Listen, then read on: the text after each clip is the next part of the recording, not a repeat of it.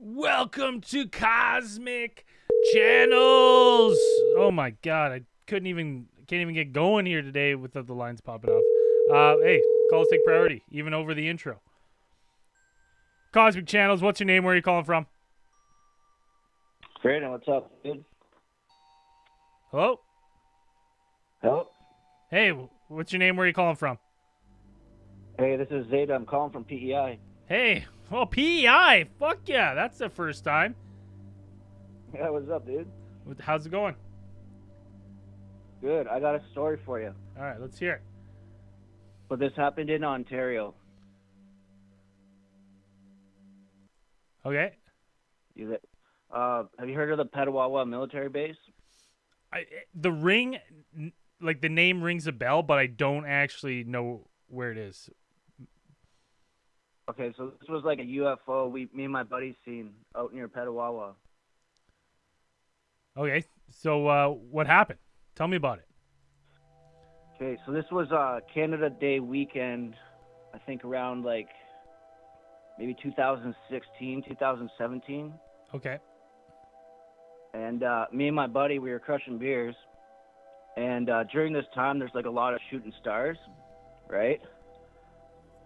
And like the meteor shower, whatever's going on around that time in July. Yeah, it's starting to pick up. I think it peaks in August, but the Perseid meteor shower.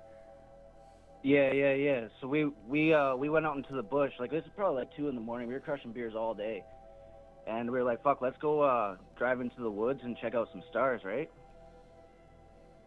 So we're watching these stars going by, and we're seeing shooting stars. And you know, shooting stars are just like kind of soaring across the sky.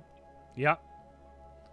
Yeah, so we're watching this going on, and next thing you know, we're looking up. Me and him both seen this, and a star goes to the right, maybe. I can't tell how far away it was, but it was like the size of a star, but this didn't look like a shooting star. This thing went to the right. It stopped for about maybe 7 or 8 seconds, went to the left, like really fast. It went back to the left, stopped for another like maybe 10 seconds, and then stood there still for maybe like 20 seconds, and it was brighter than most of the other stars, and then it just shot straight up in the air and was gone. Okay, so going left, just halts position, and then just goes straight up into the sky. No, goes left, holds position, stops there for a few seconds, shoots right, holds there, and then shoots straight up. Wild. What color was this thing? It was white. It looked like a shooting star. Like we both thought like it could have been a shooting star, but it didn't move like a shooting star. And then did it just faded away? Like, so it looked like, from your guess, you're saying it most likely went into space?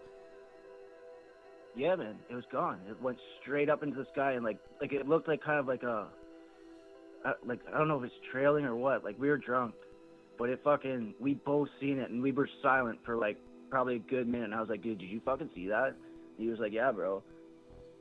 And like we were both just speechless. And I was like, dude, that was an alien. I mean, that is like I've heard lots of different UFO calls and stories, but like, how fast from when it stopped going left to and kind of did the zigzag right? Like, how long was that break where it paused? The pause, like it went left, and then it paused for like a few seconds, man, at least 10 seconds. Went right, like immediate, like within, I don't know, it moved quite far distance across the sky, but from my distance, like it wasn't like you had to turn your head, you know what I mean? Like you could still be seeing it in one point of view. And it was in like my peripherals, and then it jumped over and then it stopped there for another 10 seconds, hovered for a bit, and then shot straight up. Now, how fast was it clipping? Like faster than planes? Like faster than shooting stars? Oh when yeah, man, this thing was moving. Man, that's so wild. And then you just saw it like straight up, so it just kind of like just dimmed until it was gone. Or did it have a tail or anything? It kind of had like a trail, like it might have been the drunk or what, but like I kind of seen like a trail, and it just shot straight up, kind of like you'd see from a shooting star. You know what I mean? But it didn't move like a shooting star. And your buddy saw the entire thing as well? You guys just... Yeah, he saw it too, and he was just like, "What the fuck, dude?" We were freaking out. Yeah, I mean, it's a pretty wild one. I mean, that has the stereotypical, like all the hallmarks of like an actual UFO craft, like the fast movement, the stops, the start at a high speed, like, you know, you're describing maneuvers that would liquefy the human body in that craft. You know what I mean? Like you'd be turned into goo, hitting G's from 0 to go like that, and then coming to a complete and we were watching abrupt shooting stars all night, and this did not move like a shooting star. You know what I mean? So when it came to a stop, was it? Like, it wasn't like a gradual stop. Was it a hard like halt? Yeah, it was a hard halt. So like anything inside, like any human is just mashed potatoes after that. Oh, you would have got tossed. If it was human, you would have got tossed. Yeah. Well, that's so whereabouts in Ontario? Because Ontario's huge. So narrow it down for me. I know you said the base, but where's the closest kind of like landmark to that area? So Petawawa, this was in Chalk River. It's like a butt-fuck nowhere town. We were in the middle of the woods, man. Ontario. I just want to see where that is on the map. Yeah, that's out there. I'm just kind of always curious when I get these ones from like, you're almost on the border of Quebec there too. Right on the border. We go to Quebec to get our beer. Yeah, it's quite interesting because I'm always interested in these, you know, these remote areas especially, because I want to look into afterwards of like, does this area have more sightings, right? Like, I mean, you're not too far from Ottawa, I don't think. No, it's about 2 hours from Ottawa. Okay, it's like right in the middle of Ottawa and North Bay. Yeah. Okay. Well, that's just super interesting. What are your thoughts on it? Like, you were there, you saw it. What does your brain go to? Aliens, instantly. Now, how often do you think about this sighting since you've witnessed it? Man, I think about this all the time. Every time I listen to Cosmic Channels, I always think about calling in. This is the first time. Good, man. I'm glad you jumped on there and called. It's quite a wild first-hand account, like of witnessing a UFO. Because I mean, it. Not too often do you have people that see that halting, you know, then that absolute, you know, acceleration, unbelievable acceleration to like almost instantaneous. So it like stopped, like it was quick. That's so interesting. And 2015, 2017, between that kind of area, around Canada Day, you said. So you're coming up to an anniversary of it. Yeah. Yeah. Now, what's the level of intoxication here? I gotta ask. We're probably, we fucking at least like 30 beers. Oh, that's through all day? Yeah. See, I mean, well, what are your thoughts on the level of intoxication? Like you're saying that, like, because there's some people that are going to be like, well, could you know that level? Yeah. I know what you're saying, but we both saw it. Like, yeah. It was two of us, and like I looked at him and I was like, dude, did you fucking see that? He was like, yeah, man. And then we were just like silent for a minute, and I was like, what the fuck, you know? Xavier in the chat saying that 30 beers in the day, that's getting to Jim Leahy levels of drunk. We were like almost Leahy, yeah. Almost Leahy. Okay, so if you weren't full Leahy, then you know, I'll take the account.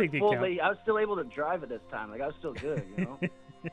Well, allegedly. Like, I was ripping my truck through that bush and found a good spot to watch the stars.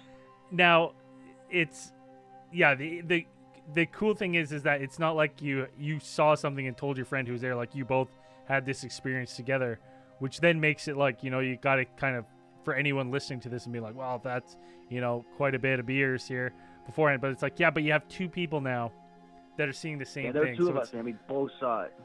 So, I mean, that's It's a wild account, man. I would love your friend to call in and corroborate too, and just tell it from how he remembers as well. Well, dude, I wish he could, but he passed away 2 years ago. Oh man, I'm really sorry to hear that. What was his name? Yeah, so it's a good experience. We both had his name, Curtis Best.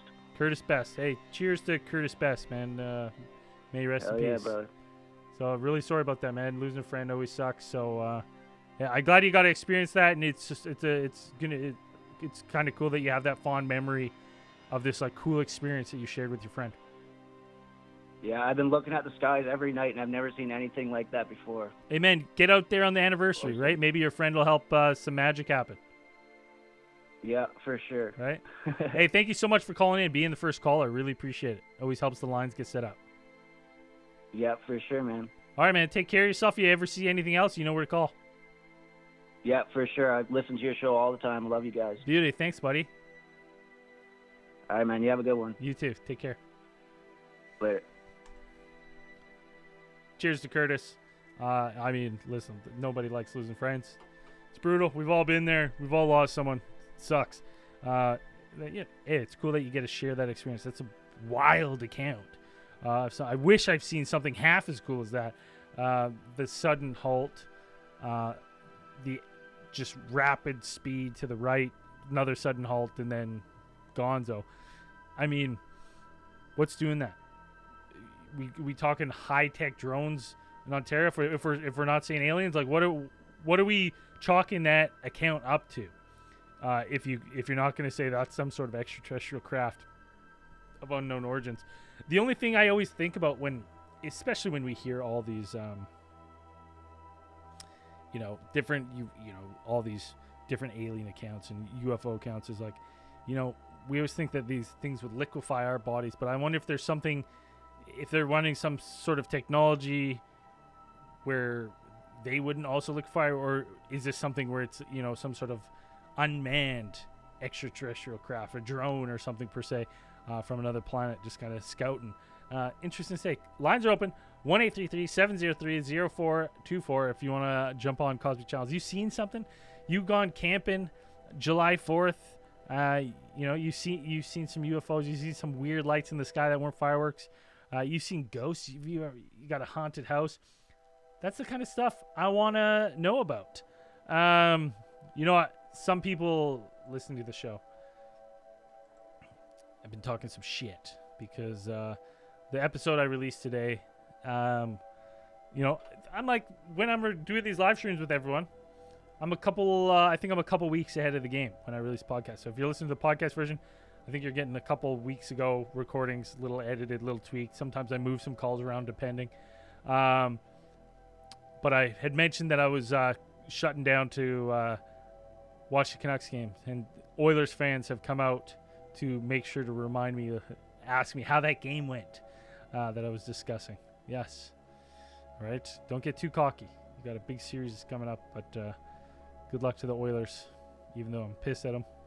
I hate them, but best of luck to them. Lines are open. 1-833-703-0424. You got a call. You got something you want to share on Cosmic Channels. Next week, everybody, is going to be the season finale of season 8. We're going to wrap up season 8 next week. Maybe I'll record for an hour and a half, maybe 2 hours. And then I haven't quite decided what I'm going to do for the summer. I'm not just because I'm doing the season finale and shutting it down. That's just, I like to kind of, in the seasons when I'm kind of not getting, I don't want to say getting stale, but I'm just like, I like to mix it up. There's some things I want to tweak and change. And I think I have a sneaking suspicion that this show does way better in the fall and winter than in the spring and summer is going to. So I think I'm going to shift gears, maybe a little looser in the summer. Throughout the summer, record. Maybe I won't even have an official season.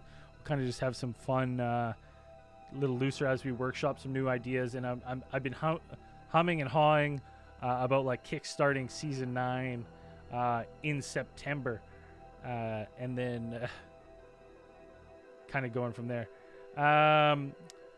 No, the UK number being set up.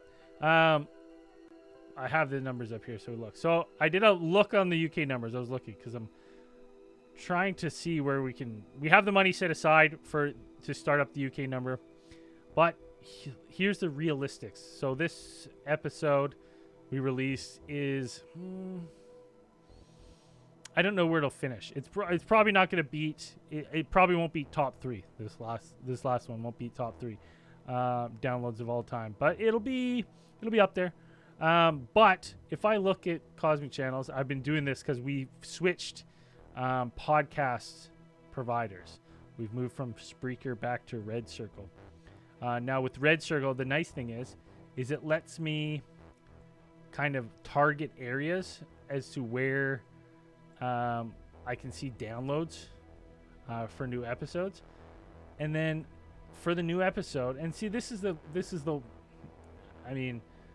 my only worry. It's like this show doesn't make a ton of money. We crowdsource everything. So right now, the new episode in the United Kingdom, right now, the newest episode only, I'm not talking totals, just the newest one, has currently 10 downloads in all of the United Kingdom for the newest episode. Now, the thing with, so I'm like, is it worthwhile to open this? My biggest fear is because I would have to record UK calls on a completely another day. I'd have to do it Sunday mornings, which is fine. I do it. But my worry is putting the number, having the number, and then just never getting enough calls to basically warrant having that $141 a year expense.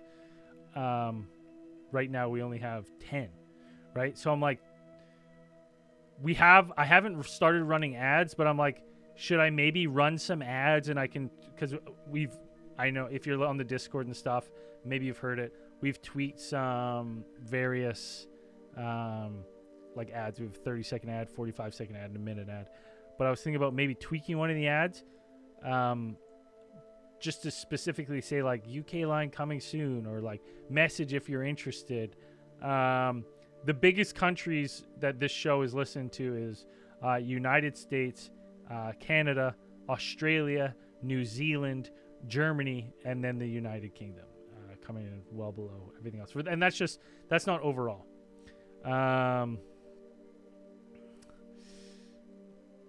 See, some people in the chat are saying maybe do a WhatsApp. See, that's what I've been thinking then. Is like, do I try to set up another free service that people in the UK can call, and people like, does WhatsApp? I just need something that works through desktop. So I know that's kind of the stuff that I want to workshop through the summer. So like, if the decider is that for season 9, whenever I start it, and I'm not married to anything, we can tweak anything, change anything we want. These are just ideas I've been having through the summer. So through the summer, Duchess Doobies, I'm going to move a little bit later. Basically, after the finale, because I've just been everything six. I think I'm going to, after next week, I'll be on at 6, but I might not start the stream. Might not be right in here 6, and I'm gonna go like 6:30 to 7:30. Maybe 8, depending through the summer.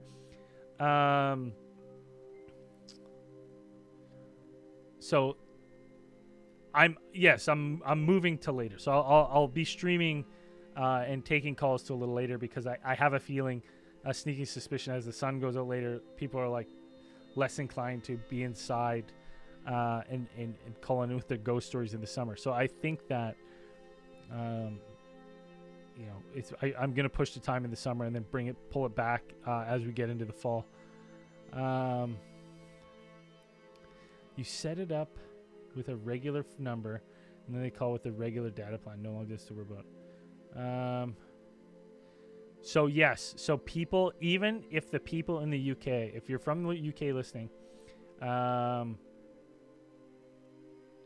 no, and Pyrodor, I'm not going later. So like I'm just pushing it a half hour. So it would definitely start at the start time is early enough, because I still want to catch that 9:30 to 10 for East Coast callers. But hey, We have a call online. Calls take priority. Cosmic Channels, what's your name? Where are you calling from? Yo, Braden, it's Lizard Caveman. I'm calling from Broadway Street Graveyard, Salem, Massachusetts. What's up, buddy? That's awesome. You're deep in the graveyard right now?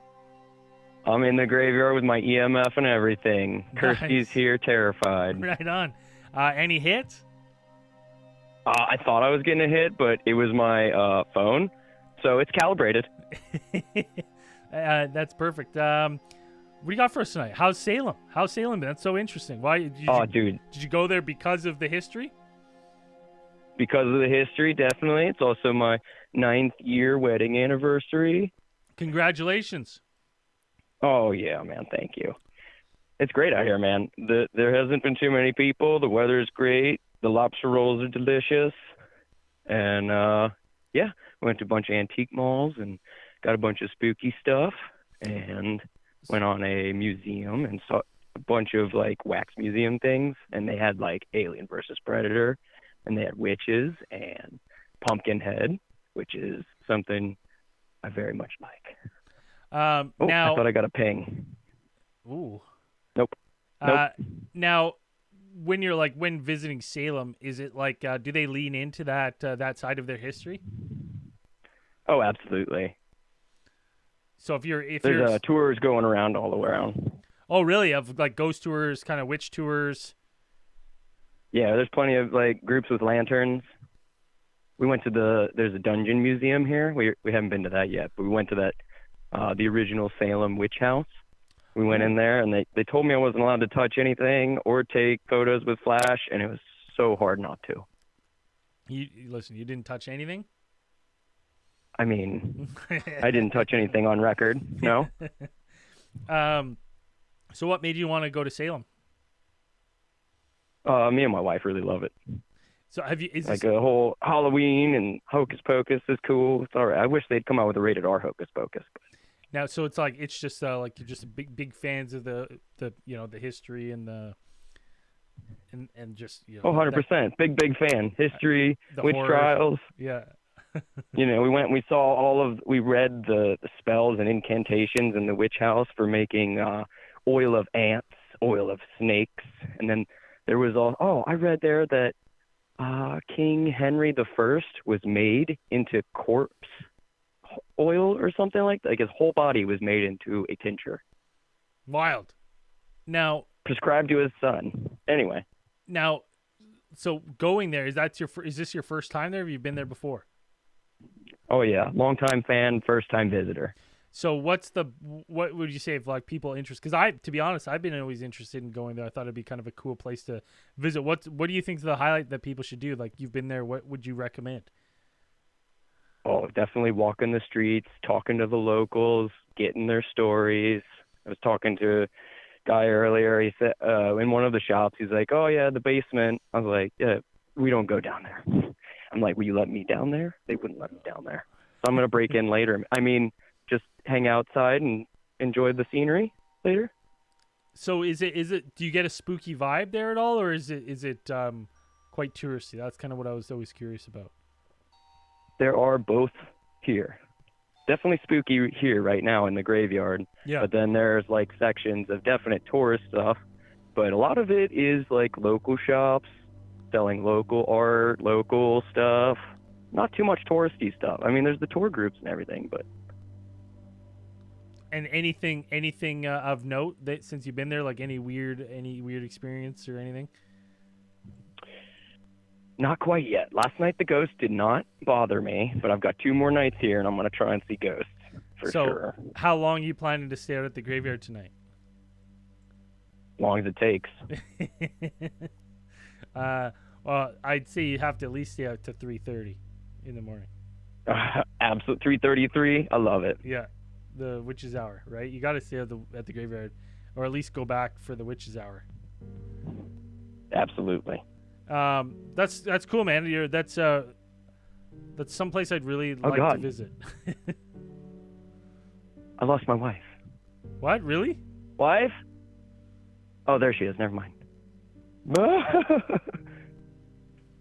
You got to come, Braden. It's great. Everyone should visit once in their life. Well, I think so. There's a couple like Point Pleasant. I'd want to go to, and Salem and Gettysburg. There's like I've got a list of like East Coast places I'd like to hit on an East Coast swing one day. It's just it's just getting there. Planning the trip. Absolutely, Braden. So, you come out here, I'll meet you out here, and I'll talk to the locals for you so you don't see weird. Did you have a story you wanted to share, or were you just sharing your Salem experience? Just sharing the Salem experience here, brother. Right on. Well, keep me posted, and if you get a ping or something happens, buddy, the line's open for another hour, so I'll call you for sure if I get a ghost ping. Beauty. I'm gonna throw up some thermal and do a sweep here. Oh, right on. I forgot you have the thermal camera. Nothing works. Yeah. I know it works. Yeah, it works. I sat in a chair For and sure then it I works. saw it. I left some heat residue. That's right. I forget. Yeah. What did we buy? We bought a really sweet casket plaque that we hope is haunted to bring home.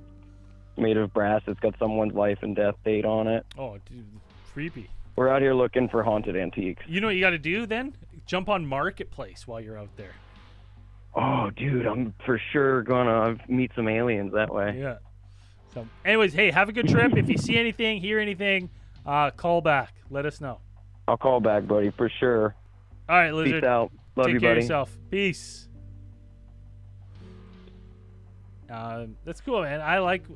It's cool when you meet people who are visiting these, these kind of famous areas in the world of weird, your Roswells, your Area 51s, your Salems, these places like rich with like lore and history. So if you've been to one of these places, you had a cool experience, hey, call into Cosmic Channels. Fucking tell us the story. I want to know where'd you go? What did you do? What would you recommend to someone else doing that? And did you have a cool experience when you're there? Call in, share your story. I want to hear it. Lines are open, 1-833-703-0424. Lines are open. Yeah, WhatsApp. I mean, hold on. You set it up with a regular phone number, and then they call with their plan.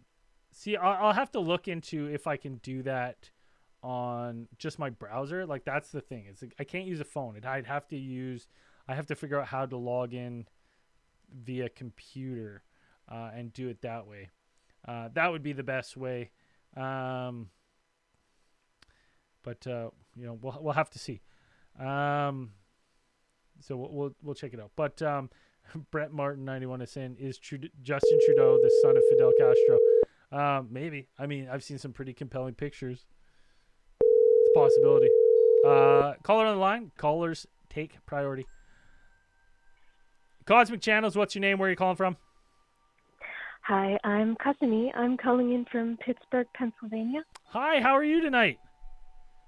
I'm doing great. How are you? Not bad. You're a first-time caller. I can tell. Yep. I can tell because I don't recognize your voice. Thank you so much for calling. Cosmic Channels, what do you got for us tonight? So this is my first time actually calling in. I've been listening to the alien theorizing for quite a while now.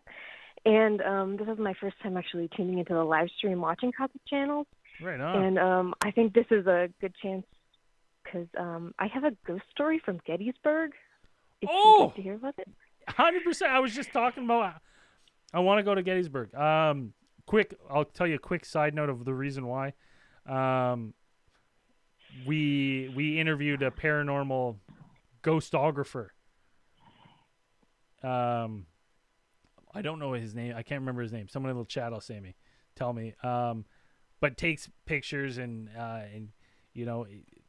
around Gettysburg and that area and stuff. And some Tim Lionsbone or something. I can't remember. Someone will tell me his name. I can't remember now. First, Skull Lion. Tim Skull Lion.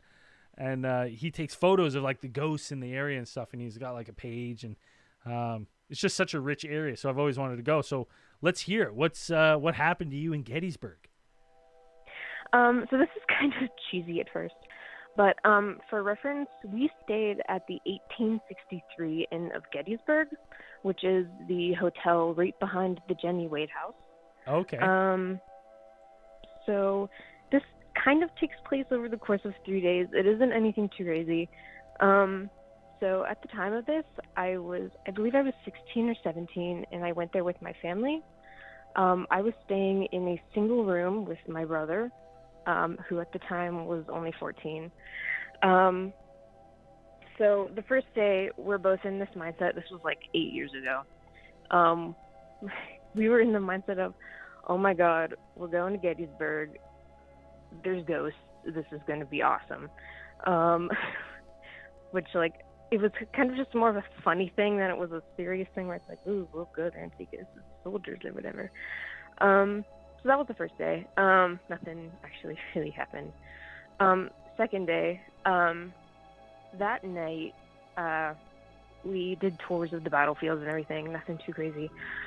We didn't stay. There were a few hotels at Gettysburg that are like famous for being haunted. Maybe there was a soldier in the attic, or there was a nurse that died there. But our hotel was actually kind of new. It wasn't historical or anything. We stayed on the top floor, the 5th floor, which is made for large families.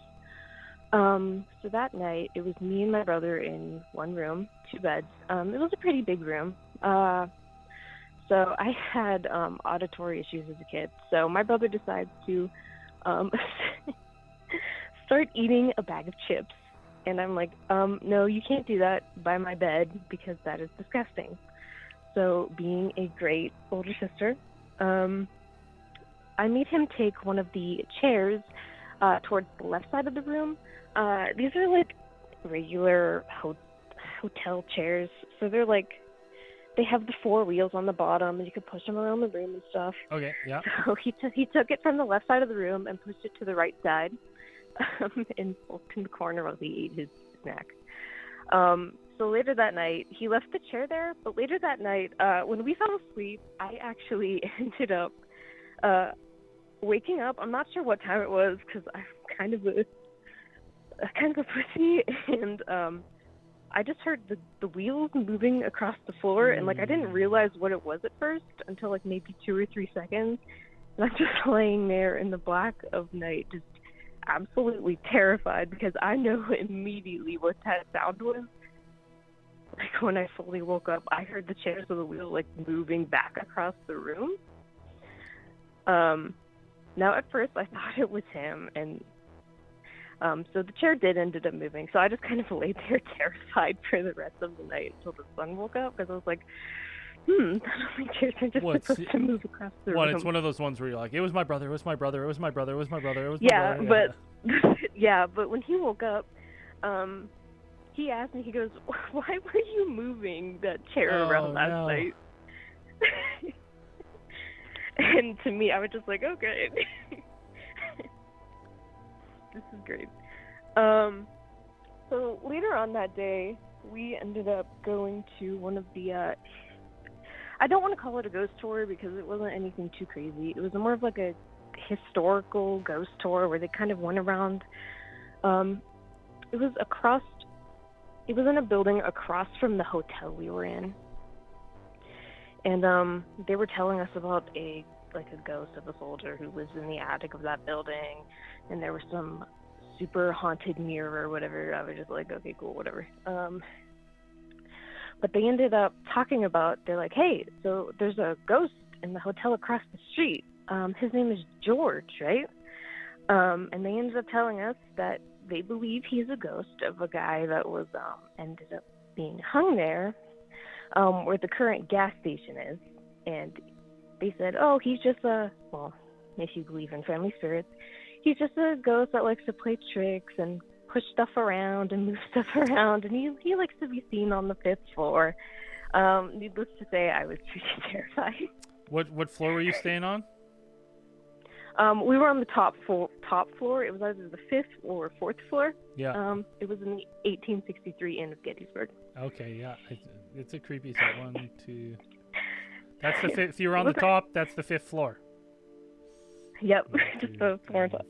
So which means, and they're like, he likes to pop up on the 5th floor. You're like, oh, that's where we're staying. He likes to move stuff. Yeah, and when I heard that, I was just like, oh, well, that isn't comforting.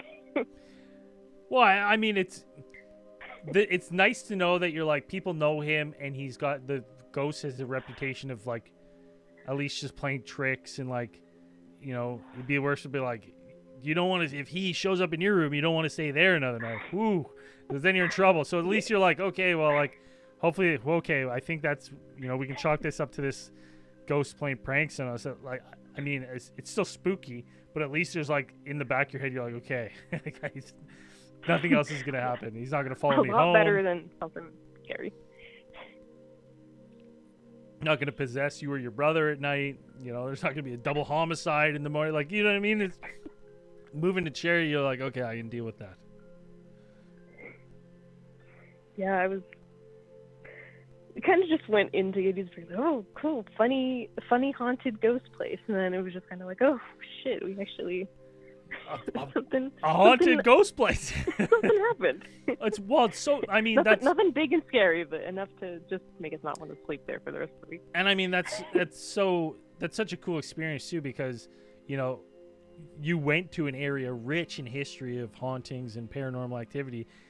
And, like, at least you had something, like, people can be like, oh, well, it was only wheel. But that's still cool. Like, you were there, and you went to this area, and you actually had an experience, like, that you lived to tell. It wasn't, you know, you're not getting hurt, nothing. Like, that's kind of best case scenario, in my opinion. Because you never know when you go to these areas, like, if you're going to upset a ghost. And, you know, you hear stories of people going home and feeling like something followed them and dealing with it for months. And you're like...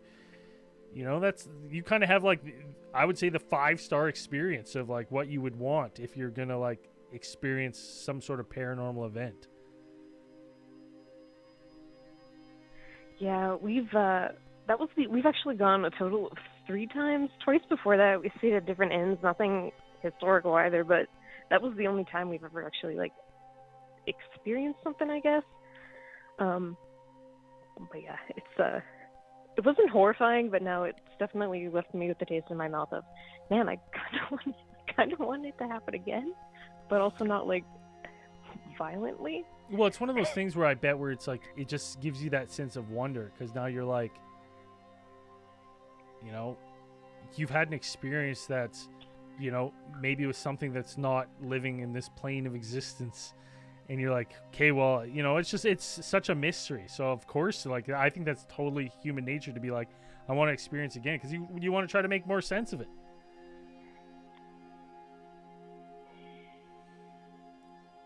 It's a really cool experience. You're lucky. I think a lot of people watching and listening are going to be like, that's a very fortunate event, all things considering. Yeah, I'm thankful it wasn't anything like a shadow person or anything else I heard.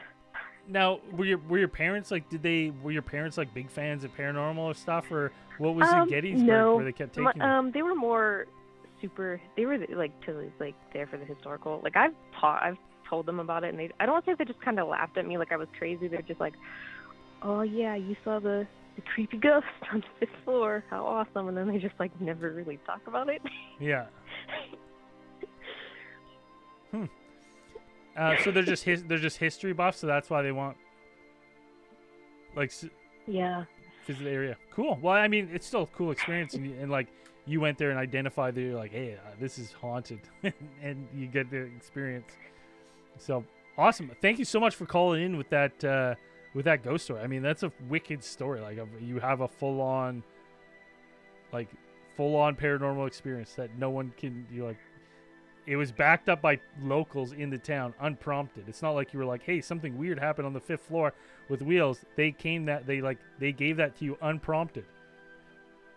So that's wild. That's awesome experience. Thank you so much for calling and sharing that. Thank you so much for having Cosmic Channels and letting people share their stories. Oh, anytime you got another one, or your brother wants to call in and tell how he kind of felt about it, feel free. Sounds awesome. Thank you. Take care. See, that's cool. Like, listen, we were just saying, like, if you've had a cool experience in one of these places, that's a cool experience. I mean, you go to these areas, like, I mean, to go to Gettysburg or to go to Salem, you know, if you're going there because you're a lover of this, of like, you know, that kind of aspect of history, and then you have an experience there, I mean, what more can you ask for? That's like when we went to Area 51. right? And we had a kind of experience with the, getting tailed out of there with the Jeeps and the security, and then having the weird encounter at the Alien with the mercenary looking cooks and the old lady telling us now is not the time to fuck around. Like, those are the experience you want to have when you go to these places. So it's cool. If you've been to somewhere, you've had a cool experience, 1-833-703-0424. Give me a call. You can share it. Now, Pyrodor is saying makes me feel like I want to go again. No, I'm not nuts, especially after being told it's not evil. Too late, Chief. Pyrodor, what are you talking about? Is that you? Was that you who just called? Is that your comment? I'm not sure. Yeah, it's not going to be too late. I'm just going to push the start time because, like I said, more people will be calling after 6:30, so it makes sense to push the, kind of go where the calls are. Cosmic Channels, what's your name? Where are you calling from? Hey, my name's Eric. I'm calling from Long Beach, California. Woo! What's going on, buddy? Hey, bud, how you doing? I've been a longtime fan of the show. Right on, man. It's not going too bad tonight. Nice weather, can't complain. Cool drinks, cool stories. What do you got for us tonight? Awesome, man. Hey, I got a UFO story from back in 2000. I want to say maybe 10. Right on, man. I love it. Let me Here. set up some UFO music here. There we go. Let's hear Alrighty, it. well, I want to say this happened sometime around 2010. Don't exactly remember the year. I was pretty young. So a bunch of me and my friends were at a skate park here in Long Beach. And all of a sudden people started pointing to the sky like, hey, like, what's that? Like, it's like a shooting star. And like we all look up and we see this like it looks like a meteor just coming down, like a big old ball of fire, like fire. And after a while, like the fire just dissipates. As soon as it gets closer, like right above the skyline, you just see this disc up there. Whoa! Like like straight up silver disc. I don't know exactly if it was like silver, because like it was like around almost sunset. Like there was still some sun. Like the sky was like red, like yellow, orange. Normal sunset hues. Yeah. So like it was like shadowy, but it just looked like a disc up in the sky, and it just chilled there for like a while. So and when it came in, you're seeing, like, so basically what you're describing is you're like seeing something into the atmosphere, like a meteorite or something. Normally it's burning up, but like when it comes to a stop here, it just stops, and then you can see it's a disc. Yeah, it's just standing. It's just like floating there in the sky, like not moving for what seems like maybe a few minutes. And you're talking like seconds prior to this thing was moving an active fireball. Yeah, an active fireball. That is wild, man. Yeah, and so like after a while, it just starts like going into the direction of like the beach. So like this is like near like the downtown Long Beach area. So it starts heading out towards the water? So like ocean. Yeah. And like after a while, we just like lost sight of it. Like there's no way we're gonna follow that thing. But what's interesting is like so many people saw it. There was so many people at the skate park at the time. Like how many people we talking? Maybe 30, 40 people.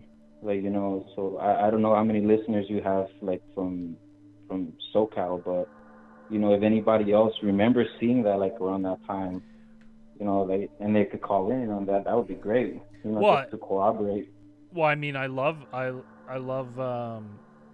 when people share their stories, because I've had a couple that are like, the one that pops into my mind is I had someone call about a silver bean, and then I had someone else call from the area to be like, I've seen that fucking same exact thing. So that would be really cool if there's area, because I mean it's a big area, so maybe there is other people that saw it. That is such an interesting account, such a unique, because it's like, in my brain, when you're describing this to me, I can picture it. I'm like, okay, there's something, it's the friction of our atmosphere, right? When it's coming in and it creates the these fireballs, right? Usually it helps tear apart meteorites or whatever they burn up in our atmosphere. Same thing when like shuttles and stuff are coming back. There was just Elon Musk just posted a picture of today of basically a selfie from one of the rockets re-entering the atmosphere, and you can see like all the like fire and stuff off the back end starting. It sounds like you're describing that, but now like the really unique thing to it is that it just halts once it gets in and then flies and drifts away. Like, how fast was this drift? Was it just seemingly floating, or? Yeah, it was just like, I don't know how to explain it, but like it was like cruising speed, just like, just chilling, going out to the beach. But yeah, I get what you're saying, like a re-entry. But when I start thinking about it, like, it doesn't sound like something that like aliens would do, right? Like, let's say perchance. So I'm thinking of like probably something we were experimenting with, you know? The only thing is, the only thing I'll say is the two things. I mean, so we have, and you said this is 2010, because I'm thinking like we have really high altitude, like flights, right? That will fly up and can do that. But the thing that differs for me is like a lot of our stuff that is built to, say, leave the atmosphere, it takes so much energy, right? So it's like to get out that, you have fuselage that eject off once you're in space. So when you're coming back bare bones. So when a lot of the times when these things re-enter the atmosphere, outside of like the new rocket ships that, self-land out on the ocean, but those are all that stuff is out East Coast because they use the rotation of the Earth as an assist to get. So the rockets that are rejoining are kind of landing on the East Coast too. I don't know how many are landing on the West Coast. Maybe I'm completely wrong about that. But the thing is like they usually don't have enough surplus fuel to, once they make a reentry, to fly around or even stay in the air. So like, the old capsules used to have parachutes. So it's like, this is something like light years ahead of our technology. If this thing is coming in and can withstand that kind of heat and then just maintain a cruising altitude after that, that's incredible. If that's something we can do. Oh yeah, definitely. And like the thing too is that Catalina Island is not far off. It's probably like 2 hours away. So when we're thinking about the Tic Tac and all that, yeah, like that's literally around 2 hours away, like on boat from Long Beach. Oh man, and well, the whole West Coast, man, especially around California. I mean, that has such a rich history of like people witnessing unbelievable events. So it's just such a unique. I have a hard time, and I think it's just because I don't know anything even comparable that we have now of known technology. We're in 2024, so 14 years after your sighting, we don't even have anything that I can think of that would come and be able to do that, right? That would be able to withstand those re-entry forces to the point where they're on fire like that, and then just then go into a cruising speed after, like, okay, cool day at the office, now we're just gonna like drift off to sea. I'm unaware of anything we have that could do that right now. Maybe the Blue Origin, but I don't think I think that just goes into the stratosphere. I don't think it actually goes, like, it just touches space. I don't think it actually goes into space. So dude, that's a wild account.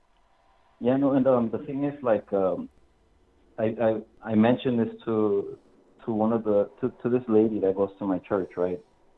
And she recalls seeing something similar as well, like around that time. So, and I barely met this woman, but she recalls it vividly, and she called over one of the youths from the church, like, hey, do you remember this? Like, you were like around this age where you could understand what, like a little bit of what you're seeing, and he's like, oh yeah, I remember. Like, I remember seeing a big old ball of fire, but I lost sight of it. That's what the kid told me. But I mean, that's one other person that that corroborated what I saw. Well, and listen, LA and like California is like no stranger to like having unbelievably like widespread sightings that kind of just get swept under the rug. Like, I always think about the Battle LA sighting in 1941 or 42. You know, they shot. They thought they were being raided by the Japanese, and they fired like 1,400 artillery shells at this thing with spotlights on it to no effect. And their like official reports always been like weather balloon, and it's like, what kind of like whatever weather balloon is withstanding 1,300 artillery shells is like, we should just be coating all our ships in that. That's one crazy weather balloon. Yeah, like what are you like coat? You know what I mean? That's what you should coat the planes in, right? If it's withstanding that kind of artillery, and staying just drifting, and like this thing drifted in the sky until it just drifted out of sight, right? And we should be making our steel beams out of that stuff. Yeah, that's such a cool account, man. I would love to see something like that, just because you're like how. Like, it must have really caught your eye when it was coming in on fire. Oh, it was incredible. It would you would have to be there to appreciate it, though. Like, and to even begin to describe it. Because the only thing I can compare it to is I've seen some pretty good when I lived up north, because there was and I lived kind of on the plains a little bit, so you had a really big sky, and sometimes in the early morning, I think probably 3 or 4 times the whole time I lived up there, you would catch a pretty good meteor coming into the atmosphere, and it'd be like a really good shooting star that like actually brightens the day a little bit more. You're like, whoa, and it like spectacular. So I can only imagine, but like that's kind of what I compare it to in my head is seeing like something re-entry. The only thing is like these things burn up so fast and they're gone, and then I couldn't imagine just like, oh, this thing just came to a halt in the sky and is now drifting. Like this, it's such a cool account, man. I'm so jealous. I don't know if like anybody ever reported it to MUFON, but like I was too young to even know about that at the time. I was like around 16, maybe 17 when that happened. But like if there's any way that maybe it's on there, I just never got around to actually looking at it. But I'm trying to pull the database. I'd have to sit for a while and like really pull through those, because it's like the only thing, like there's tons in 2010. I can only look up 50 at a time, and I'm just looking through, so I'd have to go through and read all these accounts, because I'm like, this shitty thing is like California area, not shitty, but the California area is such a hotbed that there's just kind of so many around that time. So like I'll put it into maybe like some sort of perspective as to how it was. The size of it was probably like a citywide event to where like everybody in the city could look at it. Wild. So like, yeah, this isn't an isolated event where 30 kids at a skate park. This was bright enough that like everyone in the area surrounding, who's outside, would have noticed this thing. Yeah, that's how I would describe it as, but like honestly, me describing it doesn't do justice to actually witnessing it. Oh, I don't doubt that for a second. That's an unbelievable account, man. I truly hope that you're calling and sharing that account and what you remember. Hopefully someone in that area who saw that or saw something similar is like, oh, I have to call in now and corroborate and also share my version of what I saw that night. So I hope I'll be listening. Awesome, man. Thank you so much for calling in and sharing that story. That was awesome. Hey, thank you guys, man. Thank you for doing what you're doing. Definitely keep on listening. All right, man. Keep some eyes on the sky. Thank you so much. Take care. Later. Bye. Wild, man. I couldn't imagine seeing a fireball burst in the atmosphere, come to a halt, and then just standing in awe. Like, how do you go about your day after that, seeing something like that? Like, doesn't that change everything for you? You think about that all the time. Like, what was that? God, man, it's so wild. I would love to see something like that. Truly jealous. If you saw something like that, 1-833-703-0424. Lines are open. Yeah, someone said Foo Fighters. Yeah. I mean, dude, we've been seeing weird alien shit forever. Like the Foo Fighters are an interesting one because like I've heard people chalk it up to they're like, oh, the Germans. I'm like, if the Germans had that kind of capability, they'd be using it against us at that time in the war. So it doesn't really make sense. The other one is, I'm like, I've heard the one that if we're saying the Foo Fighters are extraterrestrial, if we're saying you have to come up with an explanation that's terrestrial and not aliens or some sort of extraterrestrial craft, the closest theory that I could maybe get on board with. But when did the Foo Fighters happen? That's the Foo Fighters happened. That's the only thing for me, is I need to know the dates to see if this theory would work.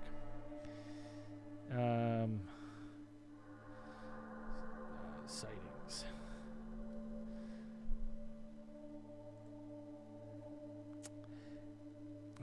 So 1944. Because there's always been rumors, but I mean more so in Operation, like not Paperclip, but the Russian version. I don't know, Osavayakim, where everyone knows about Paperclip. We grabbed the Nazi scientists, but so did Russia. Russia grabbed Russian scientists or Nazi scientists too. And there's a girl, Annie Jacobs. She writes a book, and she theorizes that while we got the rocket guys, right, the guys doing the rockets, they actually kidnapped these like twins who were like unbelievable aerospace engineers who had prototypes for like some insane crafts. But that's a little bit before the Foo Fighters, you know what I mean? Like, or a little bit after. Foo Fighters are earlier. But I mean, so maybe the Germans did have something.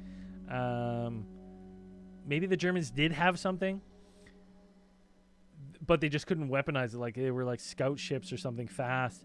But in order to be like, I don't know. But it's, there's always that theory that Russia's actually was ahead of the game at the time in with their planes and their fighters. They had, that's the question. Xavier saying the food at the Little Alien isn't too bad. See, that's the funny thing is, I've always heard that. I've always heard the food there is actually decent. And I'll tell the story again. We told it on ATT when we went. So if you want to listen to a better detailed account pretty soon after it happened, go listen to our Las Vegas recap episode. But we got down there, and there was like no one in there. There was like another couple, I think, if I remember correctly. And so we're sitting there, and this old lady comes to us, and she goes, "You going to the gate?" She's like the owner. She's on the pictures.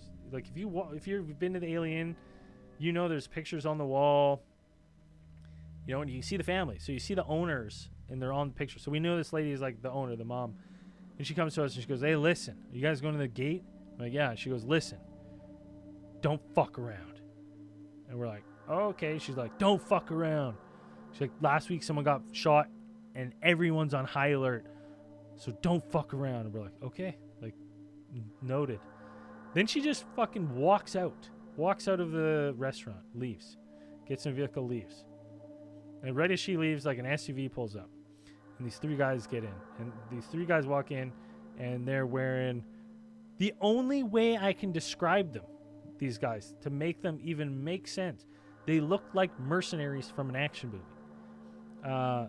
They all came in, like one guy's wearing like a tight white t-shirt. They're all wearing like, 5'11" tactical pants with the, bootlegs tucked into their combat boots. The fucking tall, skinny guy's got like slick back hair. He's got like a toothpick in his mouth. And the other two guys, like the two big guys, like huge, like 6'2", Jack Reacher looking motherfuckers. They walk into the back, and he comes and he like takes our orders. And then they give us the 3 worst burgers we've ever had in our entire lives. It was just such a weird thing. And like the two guys in the back were kind of just like hanging out, like watching us after, and like they were asking us all these questions about like what we were doing and what we were planning. And we were like, it was such a weird vibe, man. And it was just us in there. So it was just super fucking weird. But the food was terrible, long story short. And we talked about that on the drive back to Vegas. We were like, man, I thought the food was supposed to be good. And then we were like, we truly didn't feel like those 3 people that showed up and cooked us food worked there. It was weird. Yeah, it was a space burger or something, alien patty. I don't know. Maybe they're running some tests on us, see if we die or not. Lines are open, 1-833-703-0424. You been to somewhere cool? You been to somewhere weird, had a weird experience? Call Cosmic Channels and share it. I want to hear it. Yeah, but through the summer, as I was saying, I think I'm going to start 6:15. Promise. 6:15, realistically, I'll be in here starting taking calls. And I'll go to 7:30 probably, 7:30, maybe 8 through the summer. It's going to be a real shareholders meeting feel, though, because as I'm taking calls in the lulls in the show and stuff, we're going to be tweaking things. There's just some things I want to change. I thought I had cool QR codes, and the QR codes were expiring, and so then I'd have to do other ones. So I kind of made that one fast, and I haven't got a chance to make a better one. And we got to figure out what we want to do with this money. If is it worth investing in the UK line? It's stuff to decide. It's just, to see 20 downloads, and I'm like, okay, we can't get the calls without the line. But we also can't get the calls if not a lot of people are listening in the UK. So people can call toll free from Australia and New Zealand. My understanding is everywhere else is toll free but the UK. So we'll put it to the community once we get there, and we'll kind of decide what's the best use. Because let me pull up the I have a bunch of little money put aside.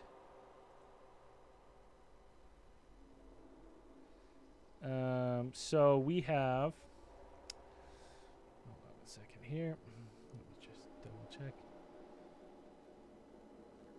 Ulissa again, thank you so much. Jeff, Hefe, thank you.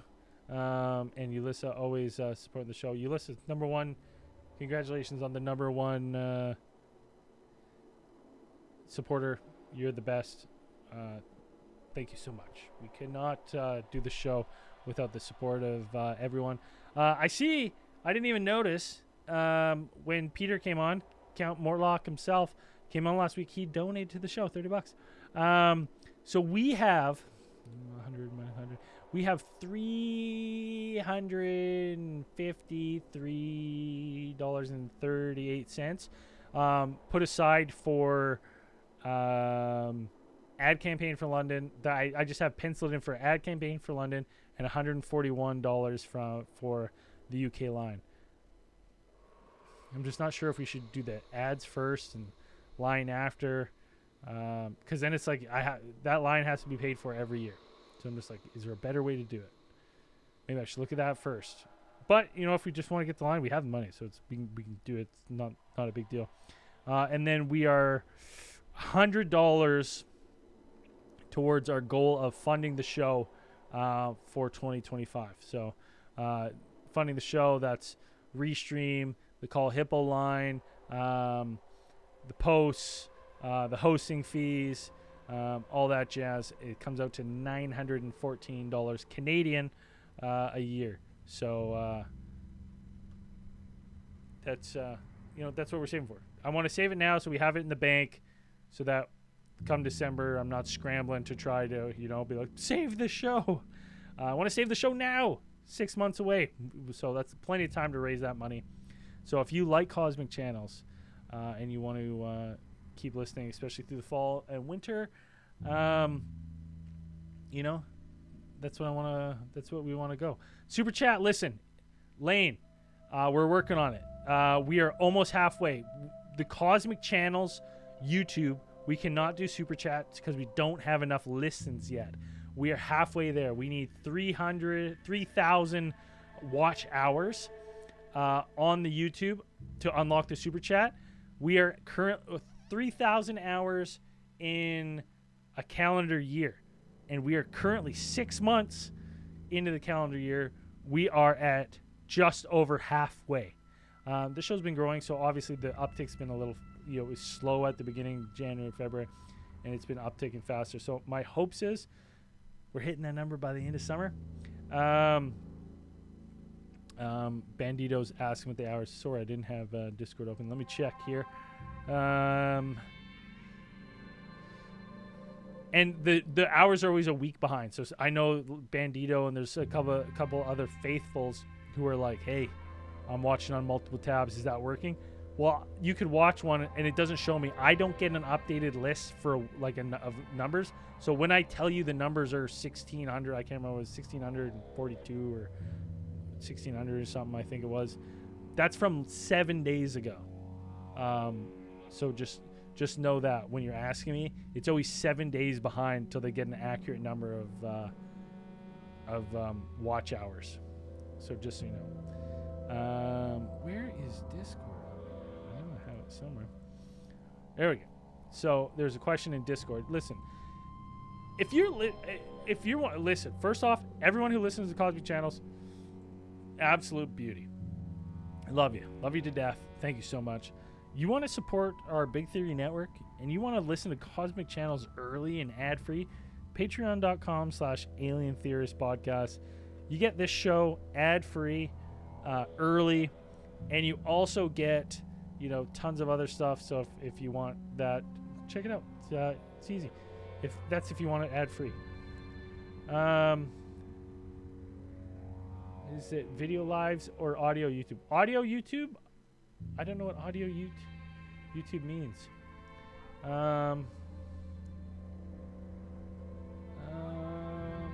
Good night, Xavier. Enjoy your IKEA meatballs. Where's this question here?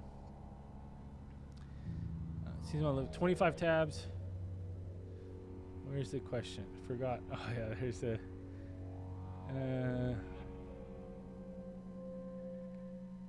If the live stream ones, I don't know. I think so. I think the live stream counts as. I think it counts as a view. Holy smokes! Yeah. That's. Hold on. What? Oh yeah, that should. That should work. What is it? Oh, that must be an old one. But yeah, it's all good. Yeah, all that works. Thank you. That's beauty. X+1. Yeah, maybe. There's talks. We're ramping back up now that everything's kind of like calmed down in everyone's lives. We want to do more things. Possibly, our kind of idea right now is we kind of want to do. It's this is my personal opinion. I have a really fun time. I love doing ATT. I love doing Cosmic Channels, but I also like doing kind of a variety of things. Like I really enjoyed doing Sports Conspirators, and then at about 10, it was like, okay, this is becoming a chore because it's just extra, and it was a lot of work to put in. And then it's like, so now we've been doing like Daddies and Baddies, and we're kind of getting to 10. So we've kind of decided that we're gonna do kind of like runs of 10. This is what we've been talking about. Runs of 10 of these things, and then just kind of seeing what people enjoy more, and then we can kind of sink our teeth into other things that people are enjoying more, kind of like bend the genres a little bit in the bonus material. So X+1 is it's an easy one to record, difficult one to edit because it's a lot of effort for Zell to put in, but possibly it's on the list of things when we were pitching of what we'd like to do and some things we want to do. X+1's on there. It's a super easy one to record. It's just Zell having the time to edit it. He's got does a couple other shows that he produces that are starting to pick up steam. So it's pretty exciting for him. I know his other show. Don't Sugarcoat It. I think that's what it's called. Don't Sugarcoat It. Don't quote me on that. That's my new show that I just copyrighted right now. It's called Don't Quote Me on That. Just won a second biggest podcast in Kelowna award, which is awesome. I think ATT's bigger, but the fact that they got the votes to come second place in that competition in Kelowna, I would say that's kudos to them. I mean, we have a bigger following and we couldn't crack the top 10 in Kelowna. So kudos to them for doing that. It's got its mark. So if you like that kind of stuff, you like moms talking about their raw, unfiltered lives, don't sugarcoat it. Don't just sugarcoat it. Check it out. It's produced by Zell Meteor Studios.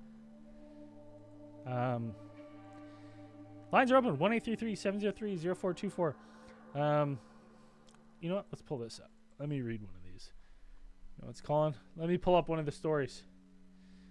I'm going to shame someone here. I'm going to read one of the stories that were sent out that they didn't come back to me. All right, so let's pull up a story here. Who is this from? Okay. I'm going to read this one. This story. First off, I'm going to do two intros. One I'm going to cut from the show, and one I'll read the show. This story was sent to Mr. Brent Hand from Hysteria 51. He was supposed to send it back to me, never did. Shame on you, Brent. No, I'm just kidding. He's busy. He messaged me. It doesn't bug me. Just first off, I'm going to shame everyone who didn't send it back. But also, I get it. It's busy. So, let's go to a fan submission. This story is from Natalie. When I was in 3rd grade, my family moved to a new state. My dad, caught up in his residency, was rarely home, leaving just my mom and me. I think residency, that's a doctor thing. Doctor? I think so.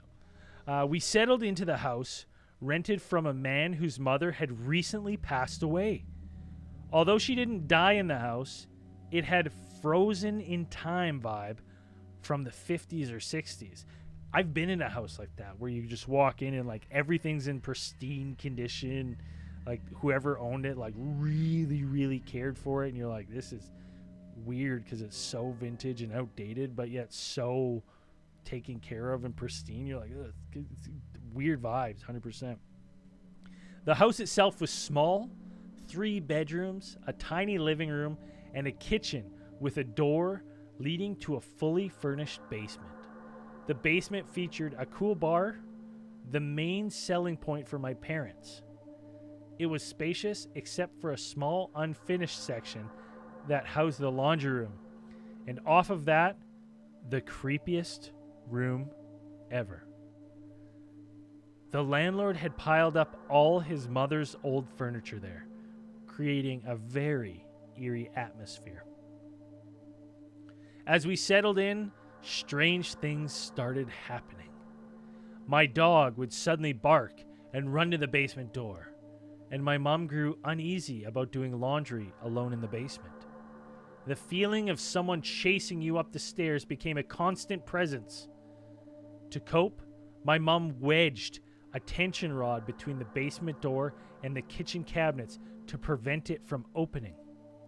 Eventually, we began joking about the man in the basement, treating him as a quirky part of the house.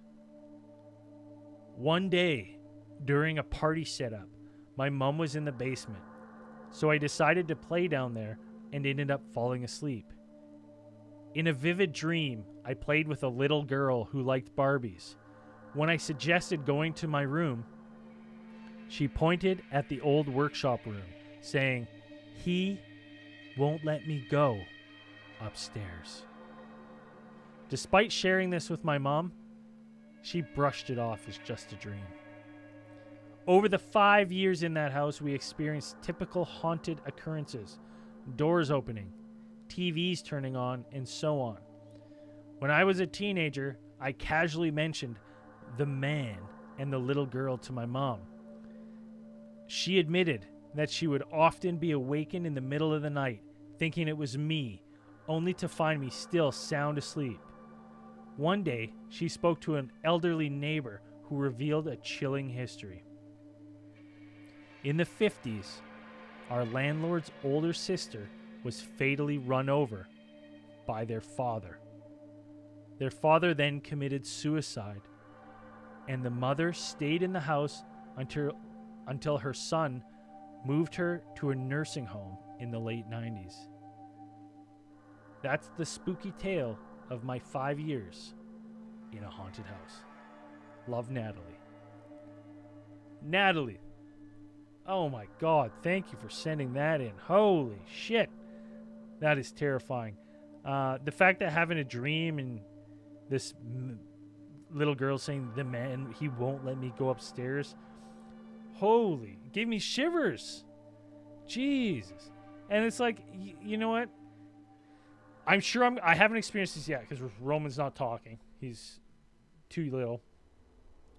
But listen, I'm sure there's parents out there that could cooperate. I'm sure your kids tell you some freaky shit. You're not going to just you can't act freaked out too. You can't be you can't match their level of freaked out. You got to calm them. You're supposed to be the adult.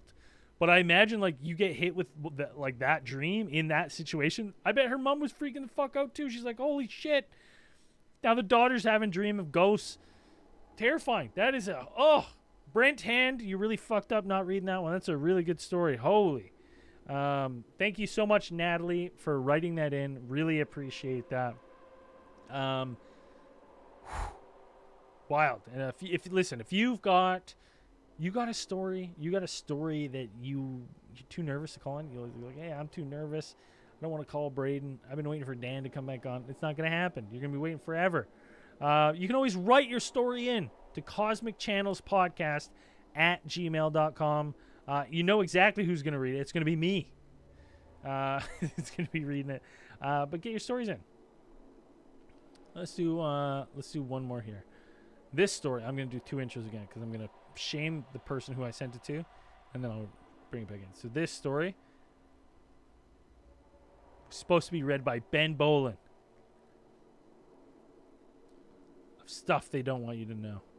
Sent this to Ben. Ben's like, I'll get right on it. I'm on it. That's what he said. No problem. I'm just kidding. He didn't say that. He said, I'll try to get to it. And he couldn't do it. It's all good. Hey, I'm a busy guy. It's all good. I get it. He's an unbelievable busy guy. He's got a really successful podcast. Couple podcasts he does. So, hey, let's read his story. This story that I'm reading next is from Chaz. It all began when my family moved into this ominous house in Torrington, Wyoming. I was just 13. I'm restarting that. I'm restarting this whole thing for the podcast version. This story is from Chaz. It all began when my family moved into this ominous house in Torrington, Wyoming. I was just a 13-year-old navigating the challenges of adolescence. The twist? My parents worked the night shift at a sugar factory in town, leaving me to face the shadows alone. My room was situated in the eerie depths of a haunted basement. The initial signs were subtle. Unsettling noises upstairs and mysterious whispers when I was the only one home. But the supernatural occurrences escalated, reaching a level of intensity that sent shivers down my spine. One fateful night, I found myself engrossed in a game of Twisted Metal. Hey, listen. No shame there. Who hasn't been engrossed in a game of Twisted Metal? I found myself engrossed in a game of Twisted Metal when the front door upstairs swung open and slammed shut. The haunting sound of something being dragged echoed from the door to the top of the stairs. I called out, receiving only a chilling silence. Terrified, I ascended the stairs to investigate, only to find the house was empty. This eerie scenario replayed itself, tormenting not only me, but also my family. The nights became a tapestry of dread, Holy, this guy is Chaz. This is well written. The nights, I like the. If you paint him, he's a wordsmith over here. A crescendo of words. The nights became a tapestry of dread, waking me up at ungodly hours with an unexplainable sense of fear. I could feel unseen eyes watching my every move. One night, as I lay in my room, an invisible hand gripped my shoulder. It seemed harmless at first. And with siblings in the house... It seemed harmless at first, with siblings in the house. So he's saying that, listen, it's probably one of his brothers or sisters doing this to him. However, when I turned to look, I was greeted by an empty room, and my door was still shut. A sinking feeling engulfed me, and I realized that I had just encountered something paranormal. Eventually, we decided to flee from this haunted house. In a daring move, my lady and I opted to spend a night there alone after everything was moved out. Little did we know what awaited us.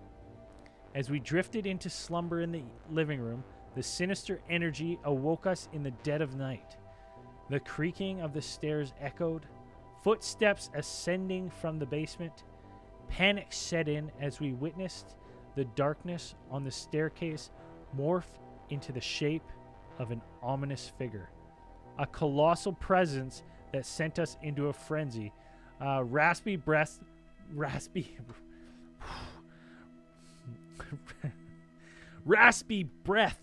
pierced the air as we made a hasty escape, and we never looked back.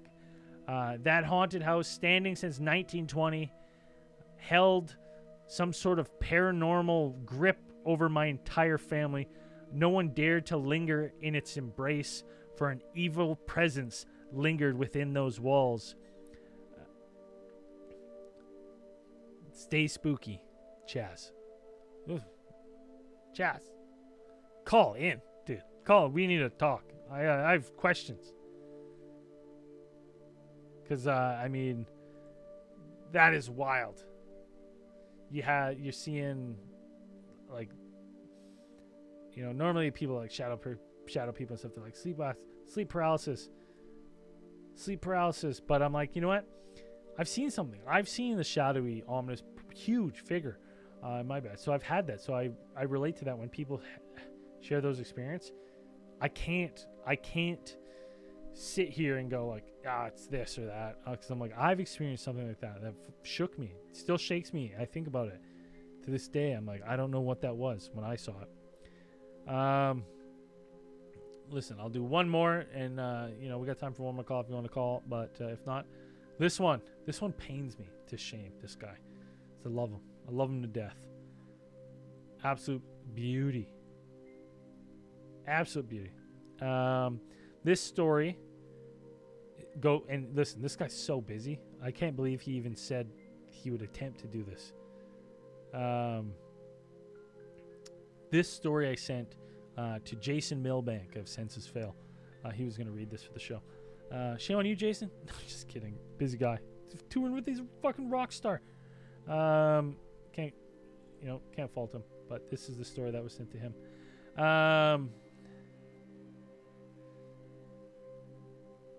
You know what? I'm going to save this one. This is a good one. I'm going to save this for next week. Anyone else have we got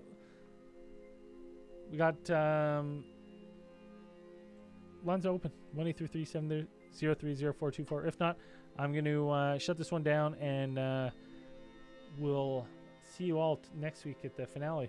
But yeah, and then the summer, I think I'm just going to kind of rock a chill stream. Obviously, I'm going to take calls. I'm going to still release shows. I don't know what I'm going to do kind of through the summer. I've been humming and hawing about changing the theme song. Something a little more spooky to maybe, if you listen to the pod version, I still use the old theme song. I think that's how it goes. And I've been thinking about changing it to kind of the creepy intro outro music of that I use for the live streams. What are your thoughts on that? Let me know. I was like, hey, is that something people be interested in? Do you think so? Drubaka is a fucking legend. Living legend just joined the stream. What's going on, Drubaka? Much love. Hope everything is golden down under for you and your wife, and you guys are living your best lives because you guys are stand-up beauties. We're all terribly jealous that only my brother has got to spend time with you, but he has nothing but the highest of praises for Drubaka. What a beauty. Drubaka won though. Maybe this is a fake. I don't know. Drubaka won. Is this OG Drubaka, or is this someone else just looking for the call out, looking for the shout out? I don't know. Anyways, that's it for Cosmic Channels tonight. We'll see you all in the finale next week. And it's not the finale. It's just, when I say the finale, it's just the final stream of me doing the stream this current way. And then, we're going to kind of workshop some things over the summer. We'll talk about it because next week we'll do the finale. And then the week after that, we'll kind of have we'll take calls and do a big shareholder meeting and kind of figure out how we want the summer to look, and what some things I should mix up or change or tweak, and we'll kind of reshape the show. So if you've been watching, you've been like, yeah, you know what, listen to the podcast version, and you're like, I don't like this. Like someone told me, someone mentioned me, and they're like, your background music's a little too loud. And I tweaked it down, moved it down, and I was like, you know what, I was like, that is it is better a little lower. So I bumped that. But like, if you got some idea, you're like, I wish he did this. Get on Discord, shoot me those things, and we're gonna have to figure out some things to think about. Do we just push forward with the UK line, or do we use all that money for ads to try to boost the listeners there?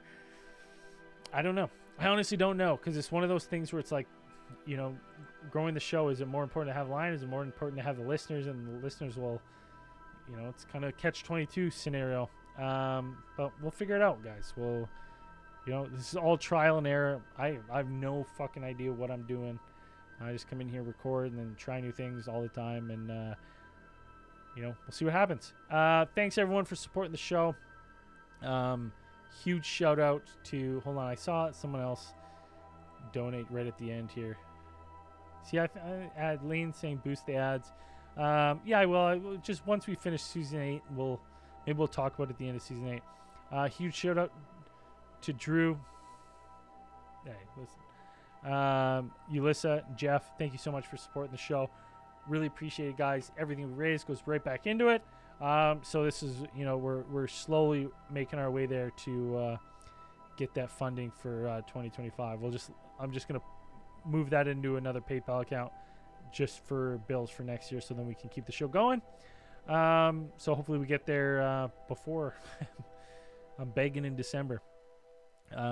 Cheers, everybody. Thank you so much for supporting the show. Really appreciate it. And right before we leave, I'm just double check the last episode. Is it gonna creak?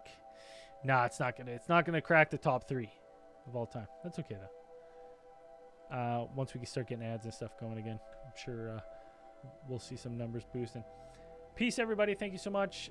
That's it for Cosmic Channels. The Cosmic Lines are now closed.